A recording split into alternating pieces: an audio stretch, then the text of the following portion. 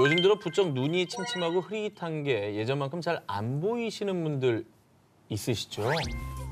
네. 지금도 가물으니 앞에 보고 있는 거거든요. 아예 대기실에서 한 기자님이 언제부터 전화기를 이렇게 보더라고. 몽골 사람인 줄 알았어요. 너무 멀리서 책을 보시길래.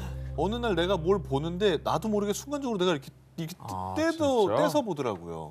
어쨌든 뭐 이건 뭐 우리가 다 준비를 해야 되는 부분입니다. 네, 그죠? 그럼요. 저는 노안이 온 사람들을 전부 이해할 수 있어요, 이제. 자, 사실 갈수록 시력이 떨어지고 눈이 침침해지며 노안이 찾아오는 거는 자연스러운 현상입니다. 게다가 요즘 스마트폰 또 전자기기 사용이 잦아지면서 노안이 더 빨리 찾아온다고 합니다. 자, 그런데 노안으로 고민인 분들에게 희소식이 있습니다. 한 기자님 이거 진짜 좋아하실 거예요. 그래요? 이거 뭐 뜬구름 잡는 얘기 아닙니다. 아니에요. 지난 2021년 미국에서 출시해서 화제를 일으킨 거. 자, 이 약 한 방울만 넣어봐. 딱 한 방울만 떨어뜨려도 근거리 시력 확생상. 컴온. 바로 노안이 개선되는 안약입니다. 아 근데 이제 톤 자체가 신뢰감이 왜 이렇게 떨어지게 얘기를 해. 제가 그냥 약을 파는 게 아닙니다. 이 안약은 정식으로 FDA의 승인을 받은 제품이에요. 신기하다. 미국 FDA가 함부로 승인해 줍니까? 그렇죠. 네? 자, 불법 다단계 이런 거 아닙니다. 이 안약으로 말씀드릴 것 같으면 눈동자에 한 방울을 떨어뜨리면 단 15분 안에 개안, 동공의 크기를 일시적으로 팍 줄여줘가지고 무려 6시간에서 10시간 동안 가까운 게 잘 보이도록 선명한 시야를 제공해줍니다. 당장 사야겠네. 그리고 보통 노안이 찾아오는 나이가 이제 40세에서 55세 사이죠. 이 나이에 가장 효과적으로 나타납니다. 두꺼운 돋보기 안경 없이 이 안약 한 방울만으로 시야가 선명해지는 그야말로 신세계가 열리는 겁니다, 여러분. 아니 근데 이게 지속 시간이 꽤 기네. 그러니까 아침에 일어나서 넣으면 되네요. 일상생활 하는 동안 네. 유지가 되는 거예요. 10시간이면 너무 충분하게 좋네. 9 to 6 가능한 그렇죠. 거잖아. 집에 가면 돋보기 쓰면 되는 겁니다, 사실. 집에 가서 한 방울 더 넣으면 되지 뭐. 또 넣으면 되지, 그럼. 아니 한국에 그럼 출시 예정 언제예요? 그래, 이게 궁금하실 거예요. 자, 국내 출시 계획은 아직 미정입니다. 아유 진짜 때리고 싶네 정말. 진짜 미정이에요? 예. 이런 얘기 뭐하러 해 그러면. 아 씨. FDA 허가를 받은 만큼 곧 긍정적인 소식이 들리지 않을까 싶습니다. 우리가 여론을 자꾸 짚어야 됩니다, 이렇게. 나 진짜 너무 사고 싶은데. 네. 자, 이 기사를 정말 간절한 마음으로 보고 계신 시청자분들 많이 간절하실 것 같습니다. 이 누구도 피해갈 수 없는 노화의 상징 노안, 렌즈도, 안경도, 수술도 아닌 단 안약 한 방울만으로 세상이 밝아지는 시대 기대하겠습니다. 내가 뭐라고 했지? 돌아서면 깜빡깜빡. 망각의 늪에 빠지는 순간 내려야 할 곳을 지나쳐 버스에서 잘못 내렸을 때 여긴 어디? 난 누구? 순간적으로 혼란스러울 때 한 번쯤 있으실 텐데요. 이렇게 가끔 우리의 뇌가 버벅거릴 때 뇌도 업데이트가 가능하다면 얼마나 좋을까요? 그런데 그런 시대가 얼마 남지 않았다고 합니다. 뇌를 업데이트한다. 아니 뭐 우리 뇌가 컴퓨터도 아니고 운영 체제를 바꾸는 게 말이 됩니까? 자, 환경 변화에 적응하기 위해서는 학습된 기억을 상황에 따라 적절하게 응용하는 능력, 즉 인지적 유연성이 중요합니다. 예를 들면 앞서 얘기했듯이 버스에서 잘못 내렸거나 매일 지하철을 타고 같은 경로로 출근하는데 갑작스럽게 공사 등으로 원래 가던 경로로 못 갔을 때 그동안 학습한 것을 응용해서 택시나 다른 버스를 이용하거나 혹은 환승을 해서 새로운 경로를 찾는 것도 인지적 유연성에 의한 겁니다. 이 인지적 유연성이 떨어져서 학습했던 기억을 응용하지 못하고 판단을 적절히 하지 못할 때 우리는 우리의 뇌가 고장났다고 느끼는 건데요. 그동안은 이 인지적 유연성을 형성하는 물질이 어디서 분비되는지 어떤 과정을 거쳐 만들어지는지 정확히 밝혀지지 않았는데요. 최근 국내 한 연구팀이 우리 뇌에서 인지적 유연성을 형성하는 과정을 밝혀냈습니다. 기억을 담당하는 뇌의 영역인 해마에 있는 별세포가 유연한 기억을 형성하는 물질을 생성할 뿐 아니라 주변의 여러 정보 회로를 통합, 조절해 인지적 유연성을 형성시킨다는 것을 발견한 건데요. 인지적 유연성이 감소하는 조현병, 자폐증, 초기 치매와 같은 뇌질환의 치료의 초석이 만들어졌다는 뜻입니다. 오, 장기적으로는 뇌 업데이트도 가능하다는 얘기고요. 치료가 불가능하다고 여겨졌던 영역의 획기적인 어떤 네. 개발인데 사실 그 육체 건강 우리가 늘 얘기하지만 정신 건강이 정말 요즘처럼 중요할 때가 없지 않습니까? 현대 사회 될수록 치료가 어려웠던 뇌질환 치료는 사실 되게 요원하다고 생각이 들었는데 그 초석이 만들어졌다니까 굉장히 기대가 되네요. 네. 가까운 미래에는 육체도 튼튼, 정신도 튼튼 두 가지 건강 밸런스를 골고루 갖출 수 있길 기대합니다. 우리가 아플 때 찾게 되는 알약. 하지만 같은 두통약을 먹더라도 어떤 사람은 효과가 없는 경우도 있고 또 어떤 사람은 부작용을 호소하기도 하는데요. 맞아. 그래서 저 아는 분은 두통일 때 우리가 흔히 먹는 그 약을 안 먹더라고요. 아무 효과가 없다고. 그래서 그 성분을 읽어보고 다른 두통약을 사 먹더라고요. 네, 그거 있더라고요, 진짜. 그러니까 그 약들이 듣는 사람이 있고 안 듣는 사람이 있긴 있는 있어요, 것 같아요. 있어요. 네. 그 제약회사 공장에서 이제 다량으로 제조하기 때문에 사실 개개인 맞춤형으로 만들 수는 없잖아요. 자, 그런데 말입니다. 이제는 알약도 맞춤형 처방이 되는 시대가 찾아왔습니다. 바로 3D 프린터로 알약을 제조하는 기술이 개발된 겁니다. 아, 3D 프린터는 도대체 못 만드는 게 뭐야? 또 다 만들 수 있네요, 이거를. 집도 만들고. 아, 약을 만들어요, 이걸로? 그렇습니다. 실제로 미국의 한 제약회사에서 최초로 3D 프린팅 기술을 활용해 발작 장애 치료용 알약을 제조, FDA의 승인을 받고 2016년 4월 출시했는데요. 그동안 의사들은 제약회사에서 정한 약 용량에 따라 처방해야 됐지만 3D 프린팅 기술을 활용한다면 환자 상태에 맞춰 나노 단위의 정확한 용량으로 약을 제조할 수 있습니다. 앞으로 3D 프린팅 방식을 활용한다면 환자 상태에 맞춰서 딱 필요한 용량만큼 약을 제조, 환자 맞춤형으로 치료가 가능하게 된 건데요. 그러니까 내 몸에 맞는 내 전용 두통약이 만들어지는 겁니다. 그러니까 용량을 아주 세세하게 조절할 수 있다는 뜻인가 보네요. 타겟이 가능한 거죠. 음. 뿐만 아니라 3D 프린터로 만들어낸 이 알약은 약 분말과 수용성 액체를 번갈아 뿌리면서 가루를 층층이 쌓아 올리는 일명 집도즈 방식으로 제조. 가루 사이에 이 작은 공기 구멍들이 많아서 물이 조금만 닿아도 쉽게 녹을 수 있기 때문에 약효가 빨리 나타나고 또 알약을 삼키기 힘든 사람들도 손쉽게 복용할 수 있습니다. 네, 최초의 3D 프린팅 알약 개발 이후 영국에 있는 제약회사에서도 환자 맞춤형 알약을 생산, 임상시험을 진행하고 있고요. 우리나라 또한 지난해부터 3D 프린팅 알약 개발에 돌입했다고 하는데요. 앞으로 펼쳐질 무궁무진한 의약품의 세계, 더욱 건강하게 약을 복용할 수 있는 날이 곧 찾아오지 않을까 싶습니다. 세계 최대 포털 사이트 G사는 2013년 노화 방지 연구소를 설립, 그리고 2018년에 드디어 생명 연장 프로젝트의 결과를 발표했습니다. 인간 수명 500년을 실현해줄 열쇠를 드디어 찾았습니다. 아니 500년은 좀 과장이 심한 거 아닙니까? 아니 뭐 그렇게 발표를 했어요, 공식적으로. 뭐 어떤 기술인데 그게 되는 거죠? 저 정도면 유전자를 개발했다는 수준일 텐데. 아하. 자, 인간의 노화를 막고 생명을 연장할 비밀의 열쇠는 바로 이것입니다. 이게 뭐 쥐야, 뭐 바다사자야, 뭐 표범 뭐예요 이게? 처음 보는 동물이시죠? 네. 주름이 많은데 일단. 자, 여러분, 저 존재 평범한 생쥐가 아닙니다. 이 동물의 정체는 설치류 중 최장수하는 벌거숭이 두더지쥐. 자, 같은 몸집의 생쥐는 평균 수명이 3년이 채 안 되지만 이 벌거숭이 두더지쥐의 평균 수명은 무려 32년. 10배 넘게 오래 생존하는 건데요. 사람 나이로 치면 800세 이상을 사는 거라고. 800세. 그러면 저 녀석의 장수 비법을 우리가 배우자는 겁니까? 근데 수명 자체가 놀랍지 않아요? 정말 비슷한 동물들 다 3년 뭐 내외로 사는데 그 훨씬 뛰어넘는 32년을 사는 거죠. 진짜 오래 살긴 오래 산다. 설치류 치고는 네. 엄청난 800세래잖아 인간으로 치면. 자, 아직 놀라기엔 이릅니다. 단순히 오래 사는 것만이 아닌데요. 이 G사 노화방지 연구소의 과학자 로셀 버펜스타인이 3천여 마리의 벌거숭이 두더지쥐 일생을 관찰해본 결과 벌거숭이 두더지쥐는 죽을 때까지 거의 늙지 않는 것으로 나타났습니다. 자, 세월 앞에 장사 없다라는 말이 있듯 보통 나이가 들면 몸 이것저것이 아프기 시작하면서 사망 위험률이 높아지는 게 일반적인데요. 벌거숭이 두더지쥐는 어릴 때 나이가 들어도 사망 위험률이 그대로 유지. 그러니까 죽을 때까지 노화가 찾아오지 않는다는 겁니다. 자, 게다가 또 다른 연구에 따르면 거의 암에도 걸리지 않고 산소 없이도 18분을 끄떡없이 버틸 수 있는 것으로 나타났습니다. 기능은 들을 때마다 되게 좋네요. 아니 이게 단순히 수명이 긴 거가 부러운 게 아니라 어쨌든 그 수명, 짧지 않은 그 수명 동안 건강하게 산다는 게 진짜 부러운 거잖아요. 건강 수명을 따로 계산하기도 하잖아요. 그렇죠. 뭐 어떻게 그렇게 사는 건가요, 얘는?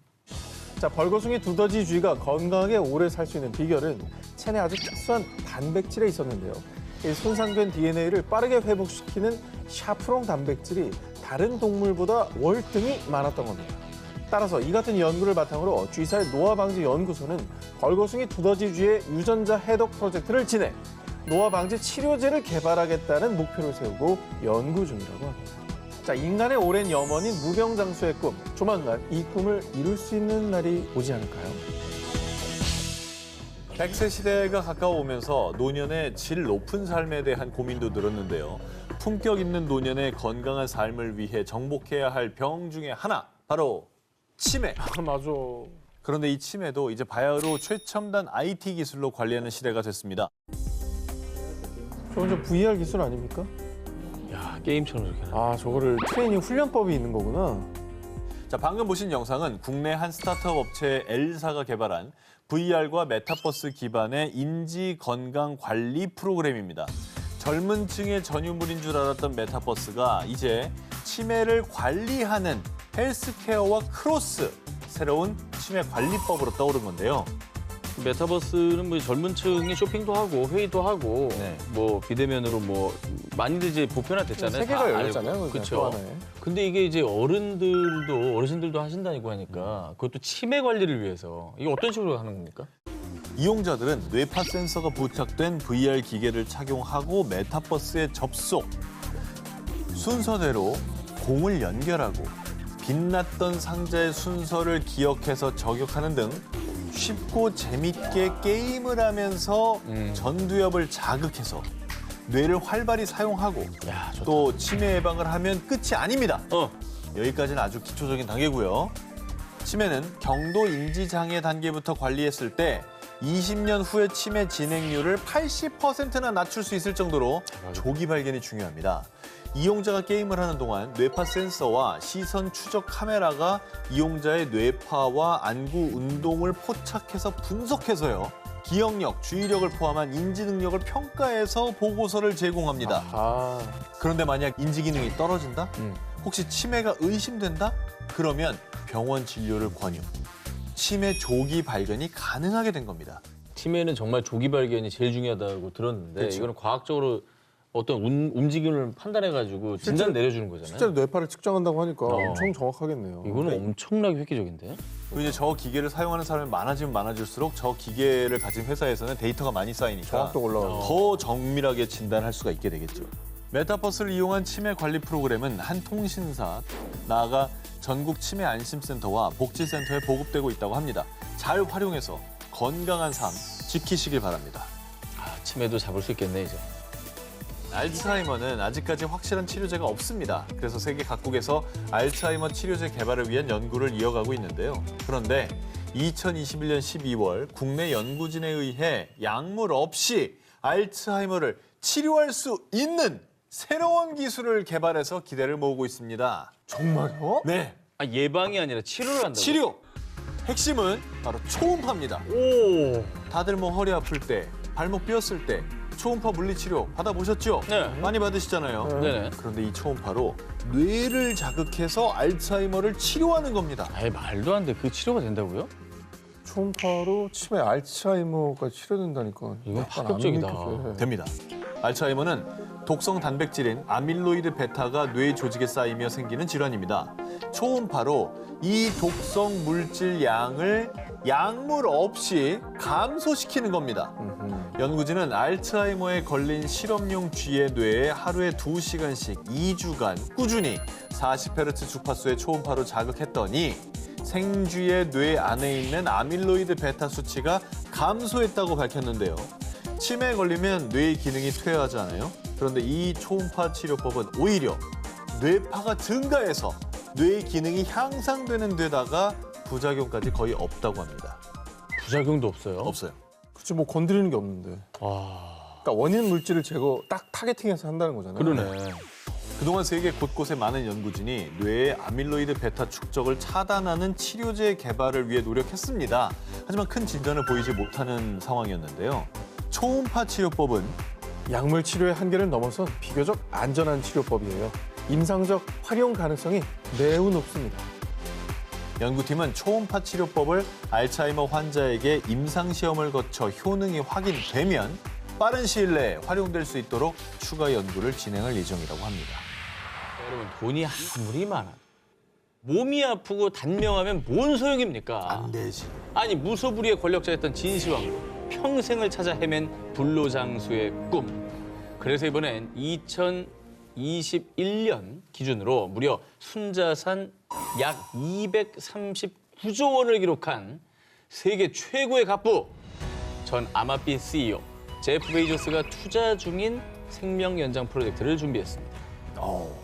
사실 뭐 죽을 때 돈 싸들고 가는 게 아니니까. 그럼요. 우리가 있을 때 좀 건강해야 되거든요. 맞습니다. 건강하게 오래 살아야죠. 오히려 저런 분들이 이제 투자를 하는 거잖아요. 그렇죠. 그것 때문에 좋은 기술과 의료 뭐 약물들이 나온다면 전 인류에 또 혜택이 되는 거니까 맞습니다. 너무 궁금하네요. 자, 우선 2021년 7월 제프 베이조스는 아마피 주주들에게 보낸 퇴임사에서 생명체가 죽음을 피해 움직이지 않으면 자율적인 존재로 더는 존재하지 않게 될 겁니다. 그러던 2021년 9월에 들려온 소식. 세계 최고 갑부의 관심사는 홀로장생. 제프 베이조스 스타트업에 수백만 달러 투자. 제프 베이조스가 유전자 리프로그래밍 스타트업 알토스피스에 수십억 원을 투자했다는 것입니다. 유전자 리프로그래밍이 뭐예요? 자, 유전자 리프로그래밍은요, 쉽게 말해서 노화된 세포를 젊은 세포로 되돌리는 겁니다. 그러니까 제프 베이조스는 회춘하는 기술 연구에 투자한 겁니다. 또 20살로 돌아갈 수 있는 거예요? 그럼요. 바꾸면 돼요. 오. 근데 죽음이라는 건 누구에게나 평등하게 다가오잖아요. 맞습니다. 예, 수명은 어쩔 수 없는 건데 근데 이거를 되돌린다. 몸도 다시 회춘한다. 그렇죠. 야, 이게 가능하면 세상을 사는 어떤 기준 자체가 완전히 뒤바뀔 것 같아요. 그렇죠. 사실 20세기 중반만 해도 노화, 이 세포 변화는 되돌릴 수 없다고 여겼습니다. 그런데 2007년 일본 교토대 세포연구소 소장인 시냐 야마나카 박사가 유도 만능줄기 세포를 발견, 그 공로로 2012년 노벨 생리학 의학상까지 수상했습니다. 이처럼 항노화 연구의 권위자인 시냐 야마나카 박사가 제프 베이조스가 투자한 알토스피스의 과학자문위원회 의장을 맡았고요. 생명 연장의 꿈을 위해서 우리 인간이 다시 젊어지기 위해 한창 연구 중이라고 합니다. 아니 뭐 제프 베이조스쯤 되는 사람이니까 어쨌거나 가능성을 봤으니까 투자하지 않았겠어요? 그럼요. 우리가 생명 연장을 꿈꾸는 가장 큰 이유 중에 하나가 죽음에 대한 두려움 때문이 아닐까 싶은데요. 그런데 지난 2016년 러시아 사업가 드미트리 이츠코프는 30년 내로 인간은 영원히 살 수 있게 될 거라고 100% 확신합니다. 그는 막대한 재산을 기반으로 2011년 신경과학자, 로봇 전문가, 인공조직 분야 전문가들과 함께 비영리 조직을 설립해 공상 영화에서나 볼 법한 프로젝트를 진행 중인데요. 그 프로젝트의 핵심은 2045년까지 인간의 인격과 정신, 두뇌 속의 데이터를 홀로그램 형식의 비생물적 기반에 옮겨 사람의 모습을 재현하는 겁니다. 쉽게 말해 인간의 신체는 노화에 사라지더라도 정신을 가상 신체에 업로드, 영생하는 겁니다. 그거죠. 유발 하랄이라는 유명한 이제 그 미래학자가 호모 데우스라는 그런 책에서 언급한 건데 뇌를 다운로드 받아서 데이터 형식으로 만든다는 얘기를 했어요. 근데 어찌됐건 뭐 설명은 이게 뭐 가능한 겁니까? 이 프로젝트는 뇌도 컴퓨터와 같은 방식이라는 전제를 바탕으로 하는데요. 사람의 행동은 뇌가 신체 여러 곳으로부터 받은 감각 데이터를 계산한 결과물이라는 겁니다. 컴퓨터로 업로드한 뇌의 메모리가 로봇을 움직이게 할 수 있다는 거죠. 정신적인 건 사실 주관적이고 모호한 부분이 많잖아요. 그 데이터처럼 값으로 딱딱 떨어지는 게 아닌데 이거를 가상 신체에다 이전을 한다고요? 이 주관적인 걸? 그 자체를 저는 사람으로 볼 수 있을지 않을지도 의문이 필요한 것 같아요. 이게 단순히 데이터를 옮기는 것뿐만이 아니라 그래. 취향이나 습관, 이런 인격을 옮겨서 가상신체에 몸만 빌린 완벽한 인간 수명 연장을 목표로 하고 있는 건데요. 이를 위해 프로젝트 팀은 체계적인 로드맵에 따라 연구 중입니다. 먼저 인간의 신체를 복제해 원격 조종이 가능하도록 한 뒤 죽음을 앞둔 사람의 뇌와 성격을 가상 신체에 이식할 수 있는 기술과 인공 두뇌를 개발하고요. 최종적으로 2045년까지 홀로그램 형태의 아바타의 정신까지 옮겨서 개발을 완료하는 겁니다. 흥미로우면서도 한편으론 두렵기도 한 불멸 프로젝트. 이츠코프가 목표한 2045년까지 불과 23년밖에 남지 않았죠. 과연 우리에게 불멸의 날은 올 수 있을까요?